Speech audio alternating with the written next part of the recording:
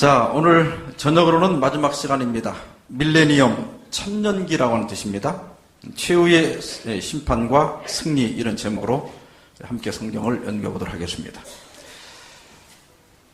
이미 공부한 대로 요한계시록은 교훈, 선과 악의 쟁투, 그리고 악을 선택한 자들에 대한 심판, 선을 선택한 자들에 대한 보상, 그렇게 4개의 주제로 되어 있습니다. 오늘 악을 선택한 자들에 대한 심판과 일부 승리의 장면들을 함께 살펴보도록 하겠습니다. 계시록 1장 7절입니다. 볼지어다 구름을 타고 오시리라. 각인의 눈이 그를 보겠고 그를 찌른 자들도 볼 터이요 땅에 있는 모든 족속이 그를 인하여 애곡하리니 그러하리라. 아멘. 자, 우리가 살고 있는 현재로부터 시작해서 이제 예수님이 재림하실 때부터 일어날 사건들을 성경을 중심으로 해서 요한계시록을 중심으로 하나하나 살펴보도록 하겠습니다. 먼저 예수님께서 재림하실 때 가장 먼저 일어나는 것은 죽은 의인들, 그리스도를 믿고 죽은 사람들이 부활하게 됩니다. 데살로니가전서 4장 16절입니다. 주께서 호령과 천사장의 소리와 하나님의 나팔로 친히 하늘로 쫓아 강림하시리니 그리스도 안에서 죽은 자들이 먼저 일어나고. 그리스도인들에게 죽음은 끝이 아닙니다. 그것은 잠시 성경에 기록된 그대로 잠시 자는 것입니다. 주님께서 오셔서 죽은 자들을 그 이름을 부르실 때 그리스도를 믿고 침례를 받고 죽은 사람들은 다시 부활합니다. 그들의 가족을 만날 겁니다. 부모를 만나고 형제를 만나고 자식들을 다시 만나게 될 것입니다. 그 다음에 이렇게 죽었다가 부활한 의인들과 살아있는 의인들이 함께 하늘로 승천하게 됩니다. 데살로니가전서 4장 17절입니다. 그 후에 우리 살아남은 자도 저희와 함께 구름 속으로 끌어올려 공중에서 주를 영접하게 하시리니 그리하여 우리가 항상 주와 함께 있으리라. 예, 여기 끌어올려 이 말을 한문으로 하면 휴거입니다. 이끌 휴자에다가 갈것자. 그런데 비밀 휴거는 아닙니다. 보시는 것처럼 모든 사람들이 볼 수 있도록 또 들을 수 있도록 실제적으로 휴거가 일어나게 됩니다. 그래서 우리가 공중에서 주를 만난다 그랬어요. 그러니까 내가 재림 예수라 하면서 이 땅에 내려와 있는 사람은 다 가짜입니다. 재림하시는 예수님은 땅에 내려오지 않습니다. 그 다음에 이렇게 승천하지 못하고 남아있는 모든 악인들은 죽임을 당합니다. 데살로니가후서 1장 7절로 9절입니다. 주 예수께서 저희 능력의 천사들과 함께 하늘로부터 불꽃 중에 나타나실 때에 하나님을 모르는 자들과 우리 주 예수의 복음을 복종치 않는 자들에게 형벌을 주시리니 이런 자들이 주의 얼굴과 그의 힘의 영광을 떠나 영원한 멸망의 형벌을 받으리로다. 자, 예수님 재림하실 때 죽임을 당하는 두 부류가 있습니다.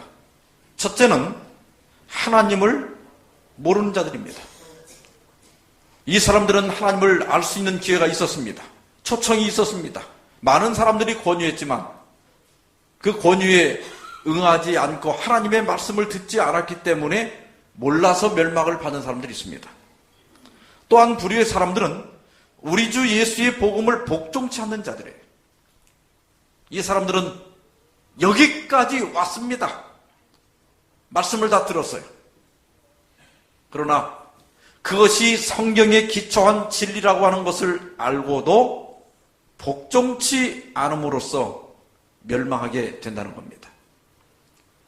여러분, 이 두 부류 가운데 누가 더 억울할까요?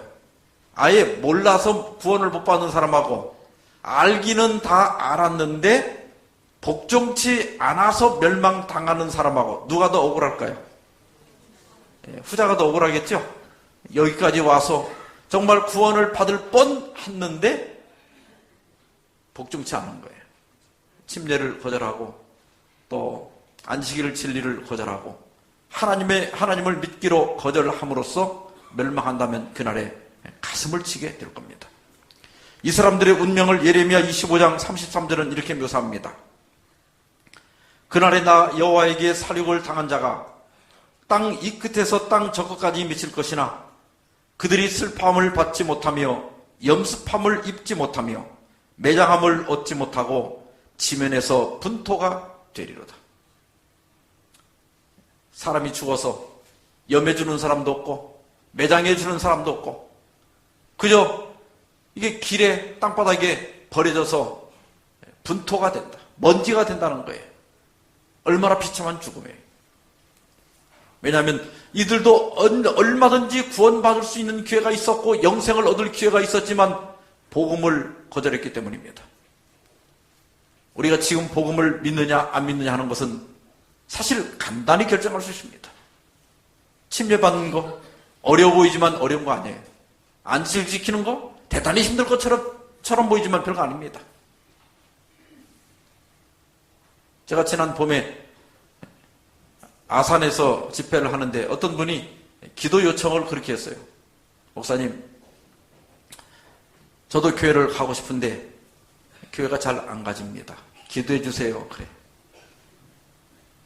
그래서 제가 교회 잘 가는 법을 가르쳐 드리겠습니다. 매주 토요일날이 되면 집에서 교회까지 오는데 얼마 정도 걸립니까? 그랬더니 30분 걸린대요. 그러면 9시에 옷을 입고 바깥으로 나와서 신발을 신고 교회를 향해서 걸어오면 됩니다. 그랬어요. 어려워요? 어떤 분은 목사님 저는 기도를 하고 싶은데 기도가 잘 안 됩니다. 그래요. 안 되는 게 어디 있어요? 그냥 무릎 꿇고 하나님께 쭉 하고 싶은 말을 하면 기도가 되는 거예요. 많은 사람들이 안 된다 하는데 안 되는 게 아니에요. 사실은 하기 싫은 거예요. 자기가 하고 싶은 건요, 어떤 문제가 있어도 다 합니다. 시간 없다고 하는데도 자기 가고 싶은 건 다 가고 하고 싶은 건 다 하고 살아요. 결국 마음이 없다는 뜻이에요. 지금 우리가 단순하게 안식일을 지키고 교회를 다니고 예수님을 믿고 침례를 받고 하는 것이 아무것도 아니에요. 그거 선택하면 간단한 거예요. 그러나 그것이 나중에는 내 운명을 바꿀 수도 있는 거예요. 중요한 것입니다. 여러분 중에는 이런 비참한 사람이 한 사람도 없기를 바랍니다. 그리고 이제 천년기가 시작이 되는데 맨 먼저 천년기가 시작되면 사단이 결박됩니다. 여기 보면 한 천사가 쇠사슬을 가지고 와서 그 사단을 결박한다고 그랬는데 사단은 영적 존재지요. 쇠사슬로 묶을 수 있는 건 아니에요. 이미 공부한 대로 예언은 상징으로 되어 있습니다. 이 결박한다고 하는 말은 여기 노란 글씨로 표시된 것처럼 만국을 미혹하지 못하게 하였다가 그랬어요. 더 이상 활동할 수 없게 된 것을 의미합니다. 왜? 구원받은 사람들은 다 어디로 갔어요? 하늘로 갔고 멸망받을 사람들은 다 이미 죽어 있는 것입니다. 그러니까 더 이상 활동할 수 없게 된 것을 결박됐다 그렇게 얘기합니다. 이 천년기 동안에 악인들은 죽어 있습니다. 그런데 계시록 20장 5절에 보면 그 나머지 죽은 자들은 그 천년이 차기까지 살지 못하더라. 여러분 이 말 속에는 천년이 차기까지는 살지 못하지만 천년이 지난 다음에는 잠깐 산다는 걸 알 수 있어요. 그러니까 이 땅에 생명을 가지고 태어난 사람은 반드시 한 번은 살아납니다. 그런데 어떤 사람은 생명의 부활로 살아나고 어떤 사람은 심판의 부활로 살아나요. 반드시 한 번은 사는 기회가 있어요. 그런데 그 부활의 종류가 다르다. 이건 조금 이따가 제가 다시 한번 정리해 드리겠습니다. 자, 그러면 하늘에 간 성도들은 천년 동안 하늘에서 무엇을 할까? 여기 계시록 20장 4절에 보니까 또 내가 보좌들을 보니 거기 앉은 자들이 있어 무슨 권세를 받았더라? 심판하는 권세를 받았더라. 심판을 한다는 거예요. 또 고린도전서 6장 2절 3절 성도가 세상을 판단할 것을 너희가 알지 못하느냐? 우리가 천사를 판단할 것을 너희가 알지 못하느냐? 여러분 존 뉴턴이라고 하는 목사님 아십니까? 영국의 찬송가 작사자인데 이분은 본래 노예 상인이었습니다. 그러다가 나중에 회심해서 목사가 되었어요. 이분이 지은 유명한 찬송이 나 같은 죄인 살리신, 나 같은 죄인 살리신, 그 노래 다 아시죠? 이분이 이제 거의 임종이 임박해서 친구들과 동료들에게 그런 이야기를 했다고 합니다.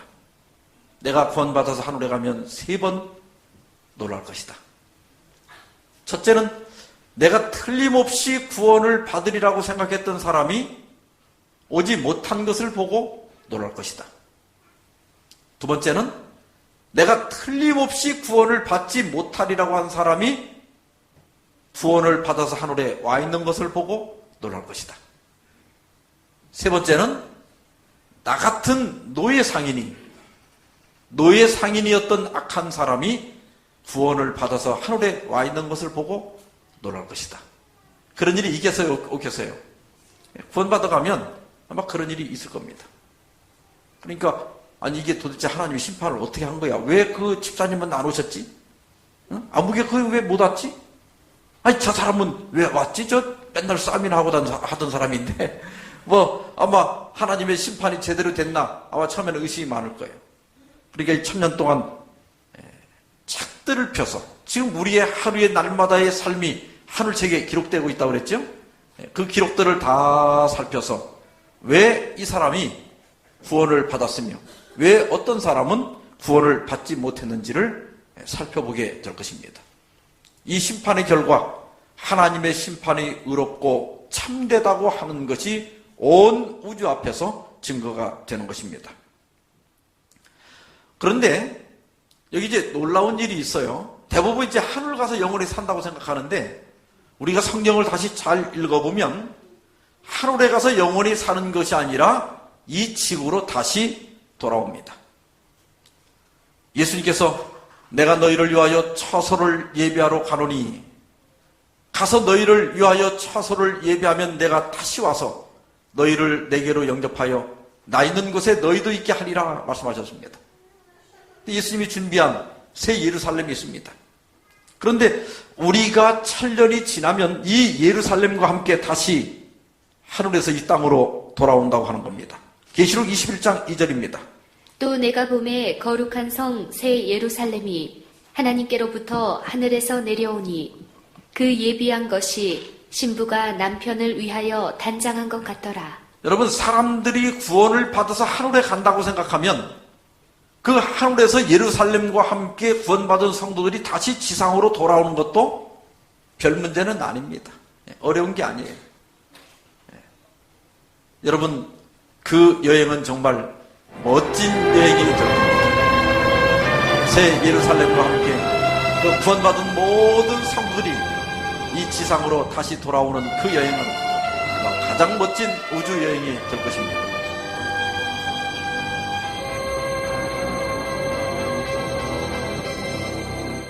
그래서 시편 37편 11절에 보면 오직 온유한 자는 무엇을 차지해요? 땅을 차지하며. 예수님께서도 팔복을 말씀하실 때 마태복음 5장 5절에서 온유한 자는 복이 나니 저희가 땅을 기업으로 받을 것이며. 누가 땅을 받는다고요? 온유한 자예요. 그러니까 싸우기 좋아하고 승질 부리기 좋아하고 그런 사람이 승리하는 게 아니에요. 그래서 이 성도들은 첫째 온유해야 된다. 제가 전국에 상당히 많은 교회를 돌아다녔는데 우리 마석교인들이 참 착한 것 같아요. 정말요. 여러분 스스로도 그렇게 생각 안 해요? 예, 맞아요. 예, 우리 장로님들부터 신도들까지 제가 지내보니까 참 착한 것 같아요. 여기 땅을 기업으로 받을 사람이 많이 있어요. 예. 자, 그러면 1000년 후에 어떤 일이 일어나는가? 계시록 20장 7절 8절입니다. 1000년이 참에 사단이 그 옥에서 놓여 나와서 땅의 사방 백성 곧 곡과 마곡을 미혹하고 모아 싸움을 붙이리니 그 수가 바다 모래 같으리라. 자, 이렇게 예루살렘과 구원받은 성도들이 지상으로 돌아올 때 죽은 악인들이 다 뿔하게 됩니다. 여기 보면 땅의 사방 백성 곧 곡과 마곡 이런 말이 나오는데 이 에스겔 38장 1, 2절에 보면 너는 마곡 땅에 있는 곡 그렇게 나와요. 그러니까 마곡은 지역의 이름이고 곡은 왕들의 이름입니다. 이 마곡 땅은 이스라엘 북쪽에 위치해 있으면서 하나님의 백성들을 대적하고 괴롭히던 지역이고 또 왕들의 이름입니다. 그런데 조금 전에 보니까 곡과 마곡을 땅의 사방 백성이라 그랬죠. 그래서 이 곡과 마곡은 종말론적으로 구원받지 못한 모든 사람을 상징하고 있습니다. 그런데 이 사람들이 죽었다 살아나서 하는 일이 뭐냐? 방금 하늘에서 내려온 새 예루살렘을 공격하는 겁니다. 그래서 저희가 지면에 널리 퍼져 성도들의 진과 사랑하시는 성을 두른다 그랬어요. 그러니까 사람은 지금 이렇게 살아있을 때 변화돼야지, 살아있을 때 변화되지 않으면 죽었다 깨나도 안 변합니다.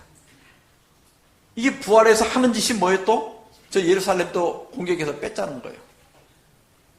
그래서 품성의 변화는 오늘 이루어져야 한다. 사단은 우리가 자기 품성에 대하여 변명할 때 환호한다 그랬어요. 나는 원래 성질이 그러니까 네가 참어. 그렇게 하면 안 된다 이 말이에요. 어떤 사람 보면 그저 성질이 나는 대로 내뱉어 버리는 사람이 있어요. 그리고 며칠 있다가 그 말을 들은 사람은 이제 참고 막 또 잠을 못 자고 막 고민하고 하다가 이제 며칠 있다가 간신히 만나가지고 지난번에 왜 그렇게 소리 질렀냐? 그러면 나는 기억도 안 나는데. 나는 뒤끝이 없대. 지야 뒤끝도 없지만은 그 말을 들은 사람은 가슴에 그냥 상처가 생겨가지고 지금 낫지도 않는데 뒤끝이 없대. 말버릇도 고쳐야 돼요. 그래서 우리가 만일 우리 품성이 변화되지 않으면 절대로 하늘에 못 갑니다. 하늘에 가서 다시 문제를 일으킨 사람을 절대로 하늘에 데려가질 않아요. 그래서 이 땅에 사는 동안 우리 품성이 변화되어야 합니다. 자, 이렇게 지면에 널리 퍼져서 이 새 예루살렘을 공격하는데 그때 무슨 일이 일어나는가 하면 하늘에서 유황불이 내려와서 저희를 소멸하라고 또 저희를 미혹하는 마귀가 불과 유황못에 던지우니 이렇게 해서 그 모든 악인들과 사탄이 완전히 소멸하게 됩니다. 이때 장면을 요한계시록 20장 13절 14절은 이렇게 묘사합니다. 각 사람이 자기의 행위대로 심판을 받고 사망과 음부도 불못에 던지우니 이것은 둘째 사망 곧 불못이라. 여기 사망인데 무슨 사망이라고 그랬어요? 둘째 사망. 둘째 사망이 있으면 첫째 사망도 있어요 없어요? 있겠죠? 그 문제는 조금 더 설명드리겠습니다. 그 다음에 시편 37편 10절 30절입니다. 잠시 후에 악인이 없어지리니 네가 그곳을 자세히 살필지라도 없으리로다. 악인은 멸망하고 여호와의 원수는 어린 양의 기름같이 타서 연기되어 없어지리로다. 이렇게 유황불이 내려와서 악인들과 사단을 사룰 때 이 지상은 그 기간 동안 성경에 묘사된 그 지옥이 되는 거예요. 지옥이 땅속에 따로 있는 게 아니라 이 기간 동안에 지옥이 됩니다. 그리고 그 불은 악인과 사단이 완전히 소멸할 때까지는 절대로 꺼지지 않아요. 그래서 영영이 타는 불이라고 그랬어요. 그 영영이 탄다고 해서 계속 탄다는 뜻이 아니에요.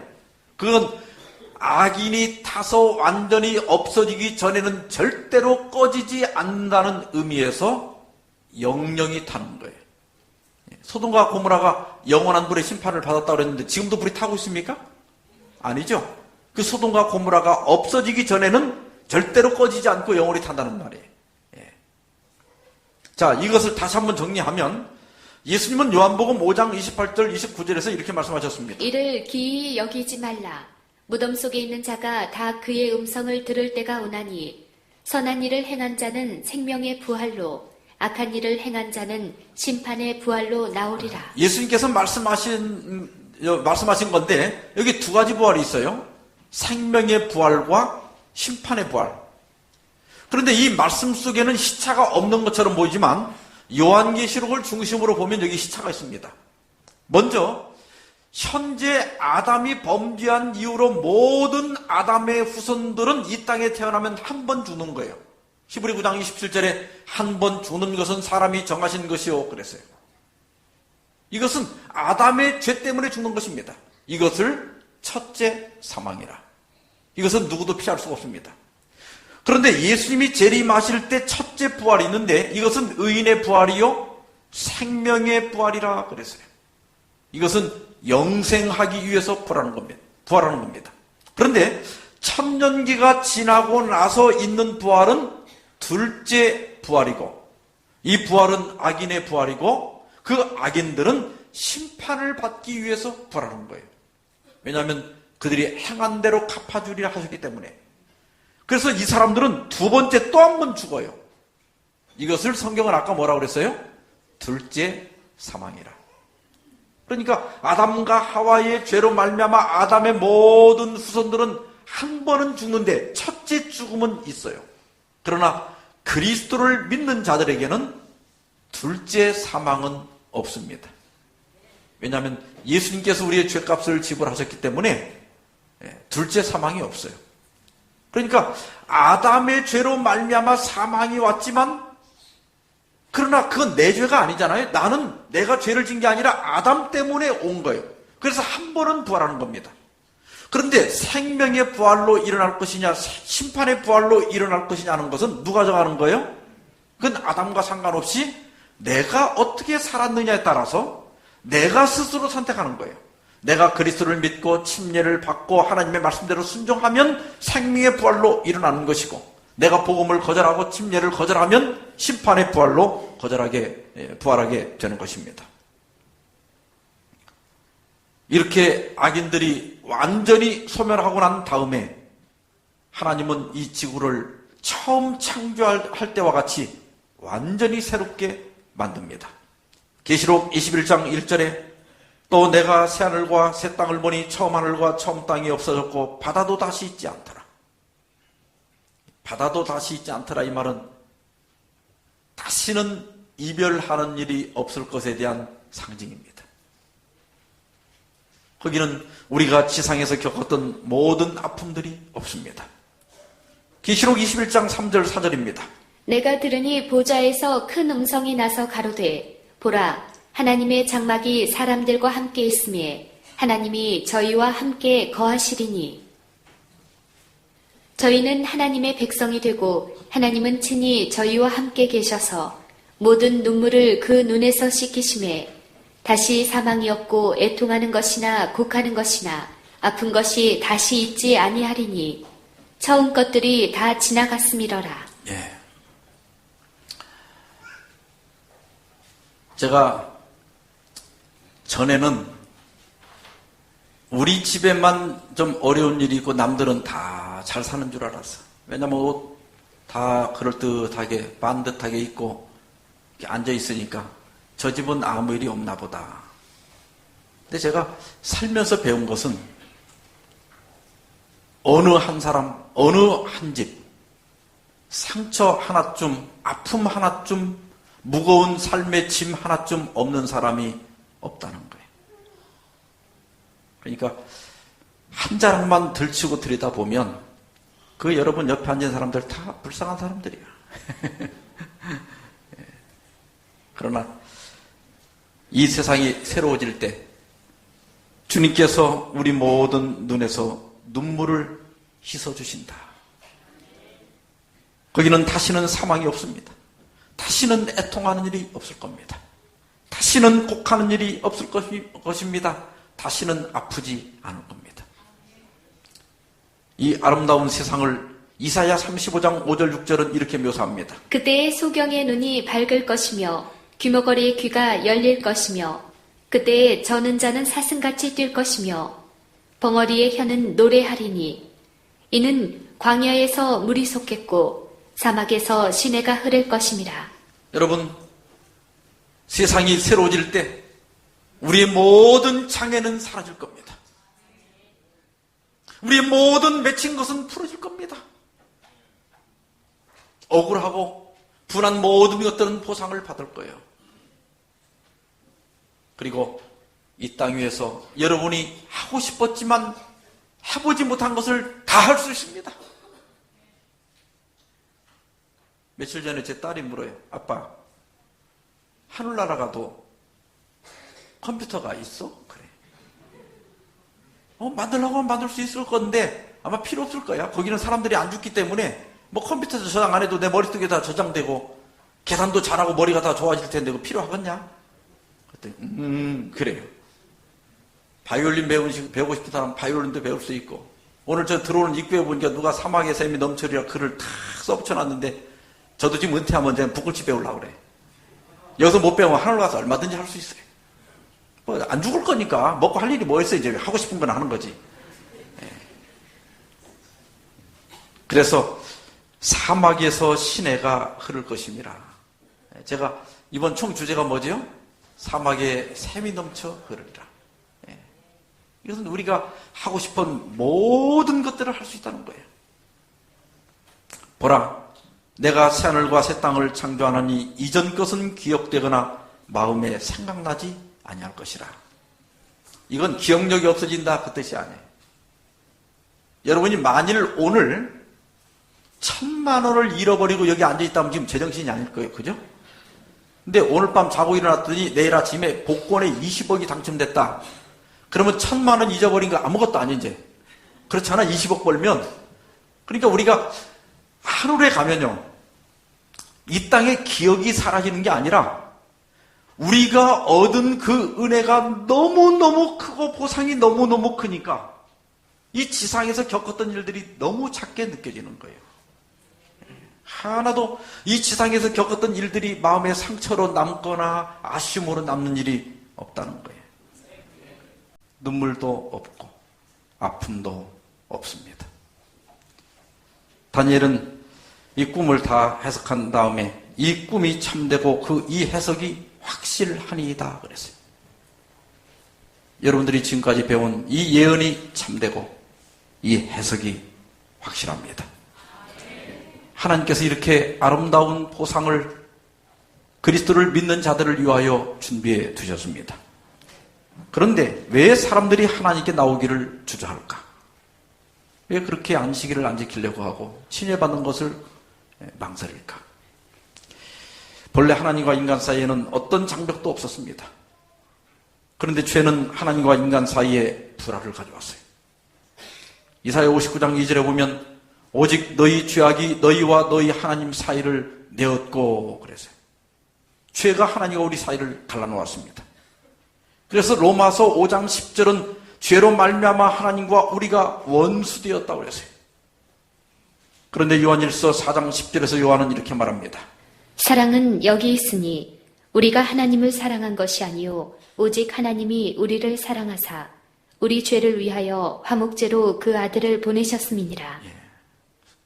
사랑은 여기 있으니 우리가 하나님을 사랑한 것이 아니라 우리가 하나님을 사랑하지 않을 때, 우리가 하나님을 모를 때, 오히려 하나님을 배반할 때, 우리가 하나님을 믿지 않을 때, 우리가 하나님을 알지 못할 때 오직 하나님이 우리를 사랑하사 우리 죄를 위하여 화목제로 그 아들을 보냈다 그랬습니다.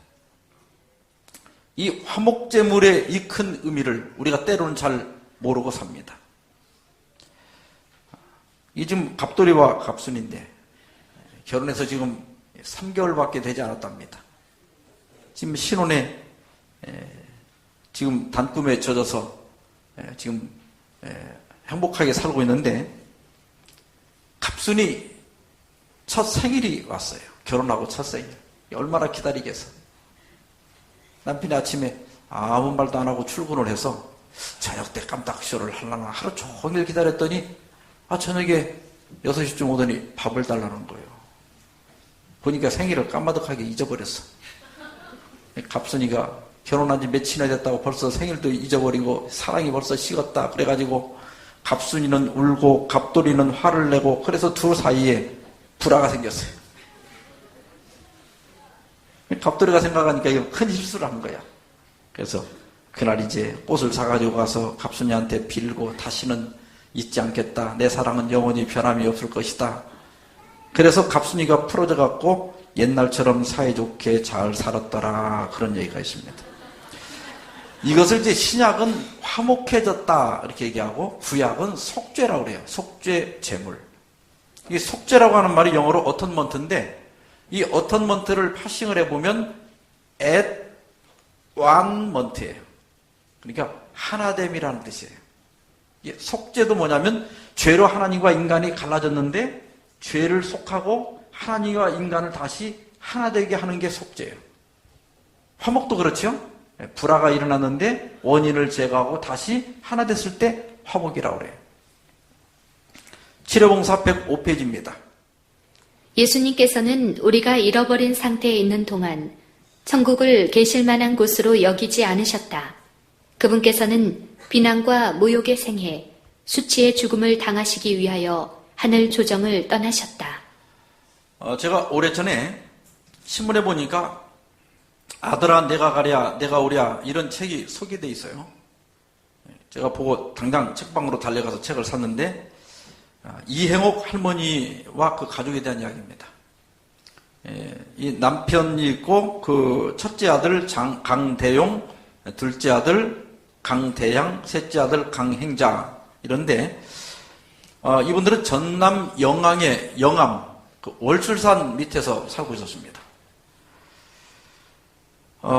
그러다가 큰아들 강대용 씨가 서울로 유학을 떠났어요.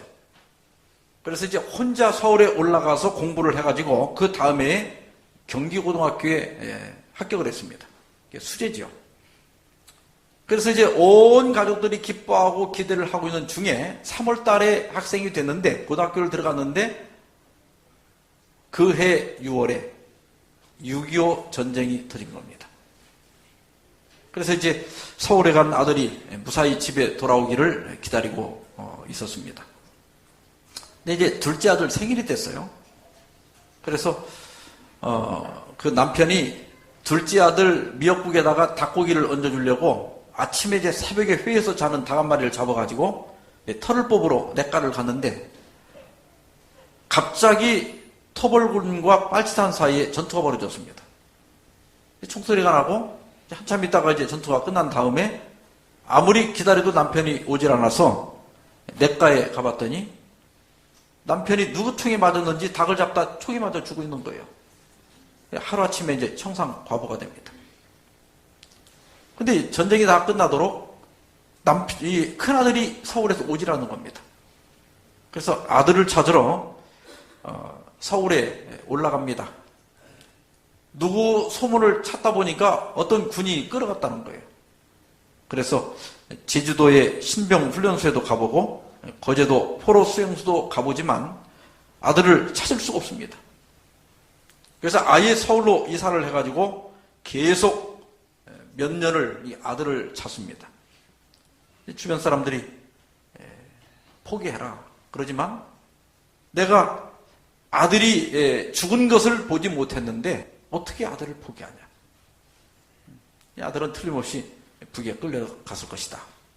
그리고 이제 38선이 열리면 북에 가서 아들을 데려오려고 하는데 시간이 지날수록 더 굳게 다쳐가지고 오도 가도 못하는 거예요. 이렇게 아들을 찾은 지 10년, 20년이 지나고 둘째 아들이 미국 유학을 떠날 때 미국 이민을 결정합니다.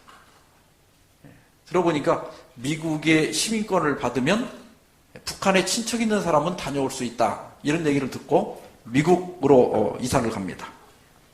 그래서 로스앤젤레스의 한인타운에 거주하면서 여기 김방아라고 하는 방앗간에 자주 찾아가서 고국 소식도 듣고 또 이제 미국에 가는 사람이 있으면 사진을 주고 아들을 찾아달라고 부탁을 해요. 이렇게 아들을 찾은 지 30년이 지나고 40년이 지나고 41년째가 되던 1991년 6월 7일 기적같이 아들로부터 편지가 날아옵니다. 이 편지 내용 그 앞부분을 조금 읽어보겠습니다. 어머님에게 올립니다. 멀리 편지로 축원의 인사를 드립니다. 꿈결에도 그립고 자나깨나 그리운 어머님. 이 세상의 끝까지 간들을 잊을래야 잊을 수 없는 나의 어머님. 서울로 멀리 떠나보낸 이 아들을 생각하시오. 눈이 오고 비가 오고 찬바람 불어도 이제나 소식이 올까? 오로는 무슨 소식이 없을까? 까치가 울어도 이 아들이 살인문으로 들어오지 않는지 하고 언제나 마음 쓰였을 것입니다. 어머니는 이 편지를 읽고 마치 아들을 찾은 것처럼 품에 안고 쓰다듬고, 그리고 동생들을 불러서 말합니다. 나는 내 오빠, 네 형을 찾았으니 북한 가서 살았다. 그리고 이제 북에다가 비자를 신청하는데 북에서 비자가 잘 안 나와요. 그동안 이제 할머니는 그 편지에 있는 며느리, 또 사진에 있는 그 손주들을 위해서 이제 선물을 사 모으는 게 일과가 됐습니다. 보따리를 또 만들고 또 만들고. 근데 이 편지를 받은 지 17일이 되던 날, 아들이 자다가 좀 이상한 소리가 나서 문을 열고 새벽 1시에 나와보니까 어머니가 방문을 열고 나오면서 나 머리가 아프다. 그리고 무릎에 쓰러지는 겁니다. 병원에 급히 모시고 갔는데 뇌출혈이 일어난 거예요. 그래서 인사불성 상태가 됩니다. 결국 이 어머니는 그렇게 쓰러진 지 38일 만에 결국 아들을 만나지 못하고 숨을 거두게 됩니다. 캘리포니아 법에 의하면 2주 안에 장례를 치러야 돼요. 이제 이 어머니를 묻으면 이 41년 된 모자의 한을 풀 길이 없어지는 거예요. 이제 이 미국의 여러 사람들이, 이게 타임지에도 보도되고 인권단체가 일어나고 이렇게 해서 미국의 북한에 이게 좀 손을 넣어가지고 결국 북한에서 이렇게 남북이 갈라진 이후로 최초로 민간인을 미국에 내보내게 됩니다. 이게 이제 미국 신문에 대대적으로 보도가 됐습니다. 다 미주 신문들입니다. 드디어 아들이 미국을 왔습니다. 그때 이 아들의 나이가 58세예요. 그런데 건강이 몹시 안 좋아서 첫날은 어머니를 볼 수가 없었습니다. 그리고 둘째 날 드디어 관을 열고 어머니를 41년 만에 돌아가신 시신이지만은 보게 돼요. 여러분, 이 강대영 씨도 고등학교 1학년 때 북에 끌려가서 부모도 없이 얼마나 많은 고생을 했겠습니까? 어머니의 팔을 붙잡고 한참을 흐느껴 울던 이 아들은 품에서 고이 접은 비단 한 피를 꺼내서 동생에게 주면서 어머니께 덮어드려라. 이 비단은 이 대용 씨가 장가갈 때 언젠가 통일이 되면 남한에 있는 어머니에게 오단벌 해드리려고 지금까지 간직해온 것이라고 했습니다. 그 비단을 펴서 어머니를 덮을 때 장례식장은 울음바다가 됩니다. 영결식 때 황갑주 시인은 평생 아들을 찾아 헤맸던 어머니의 일생을 시로 이렇게 읊었습니다. 아들아, 사람만 이끌어. 너는 늘 내 안에 살아있었다. 평생토록 어미는 소식 끊긴 아들을 내 속에다 길러왔다. 어서 만나자. 너를 만져봐야지. 누가 못 오게 막으면 내가 걸어서 가마. 너는 내 새끼, 나는 내 어미가 아니냐. 38선이 다 뭐냐.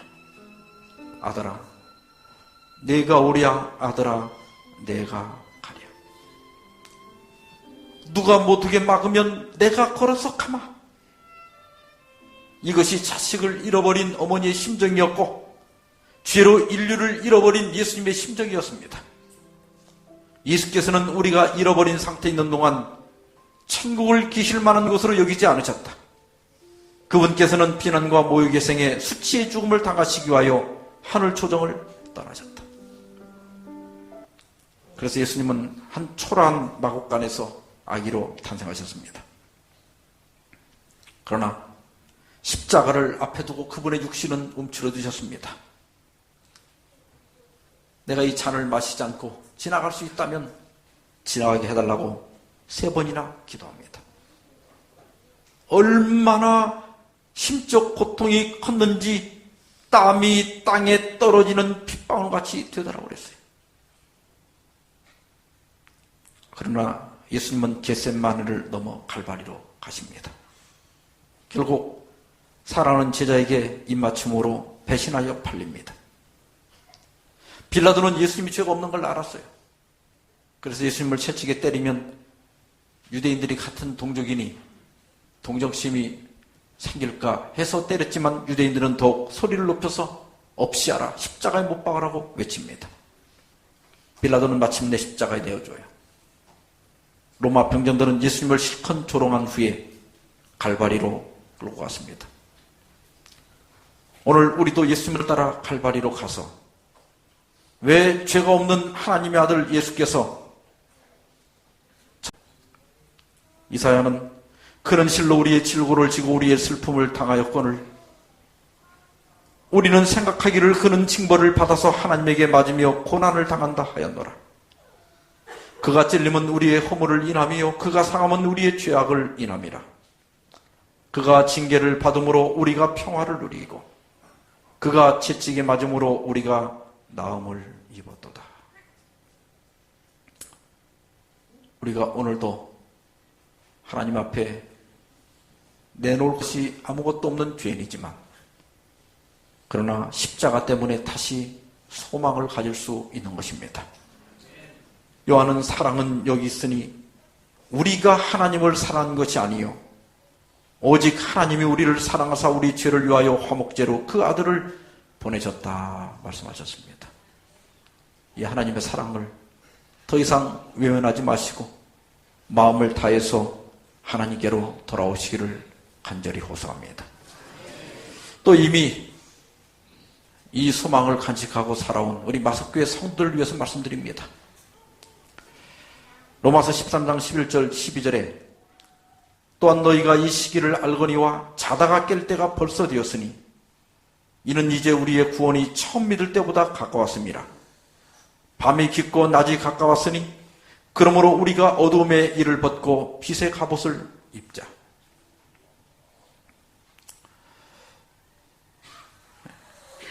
제가 어린 나이지만 60년대 우리 한국교회 어떻게 생각하면 어떤 부흥운동이라고 할 수도 있고 어떻게 생각하면 좀 극단적이긴 하지만 그때 이제 입산파도 생기고 시골운동도 일어나고 굉장히 했었어요.